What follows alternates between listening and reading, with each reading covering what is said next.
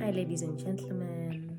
How are you guys doing? I hope you guys are good. So, guys, I'm just here to drop a reminder that tomorrow is the super full moon. The super full moon, ladies and gentlemen, is basically when the moon is at its closest point around the orbit towards Earth. So it looks zoomed in, like it's super, super close up. That's what a super full moon means. And whenever we have a super full moon, it means that the energies are more intense. Everything is intensified. So don't be surprised when you experience things like fatigue. Don't be surprised when you experience things like depression. Don't be surprised when you experience things like anxiety. Don't be surprised when you're struggling to actually get enough sleep. Don't be surprised when you're actually sleeping later than you usually sleep. You understand? Because it messes up your sleeping patterns. Don't be surprised when your immune system starts switching up. Maybe you start having a running tummy. Maybe, you start heating up. Maybe at night when you're sleeping and you start having hot flashes during the day out of nowhere. Meanwhile, you know very well that you're not a person that sweats a lot. You're not a person that has hypertension. You're not a person that has BP. You understand? But all of a sudden, your body is reacting this way. Don't be surprised when you start getting a bit of flu.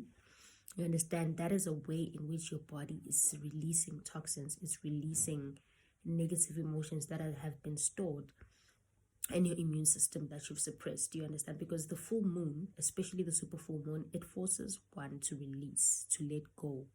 You understand? So that's usually what might possibly happen during a super full moon.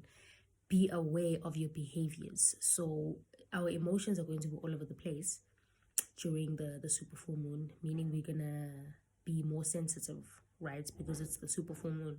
So be careful of aggressiveness, be careful of frustration, be careful of impulsivity, be careful of violence. You understand?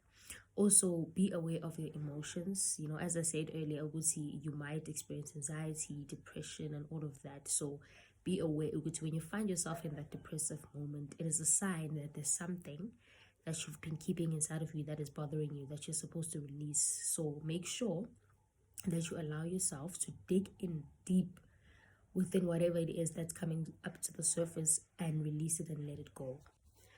As I mentioned, that there might be signs of fatigue, tiredness, you understand, because you're getting less sleep, you're sleeping later than usual, or when you're sleeping, it's like you're not sleeping at all. It's like 50% of you is sleeping and then the other 50% of you is wide awake. You understand? You can hear everything when people are walking in the house, when people are passing in the streets, go hectic, man, go tense, because you can't sleep and you want to sleep. So just make sure that you do recharge, though.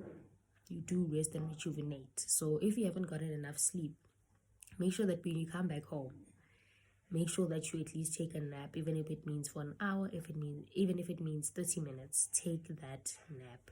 You understand? It's going to rejuvenate and recharge you, because if you allow yourself to be burnt out, you won't be able to function properly with your day-to-day activities. You understand? So make sure that you do give yourself a chance to rest, to recharge, to rejuvenate during the super full moon. So obviously the full moon starts today, but the super full moon is tomorrow, ladies and gentlemen. So also just don't forget to take up spiritual practices or practices that will help you keep yourself grounded. So this can be things like prayer, meditation. This can be things like fasting. This can be things like yoga. This can be things like spending less time on social media. If you're someone that's always on social media, cut off some hours from the social media. And then another way can be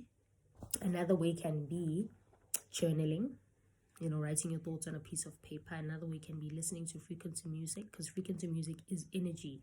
So it basically heals your chakras. It helps you align your chakras.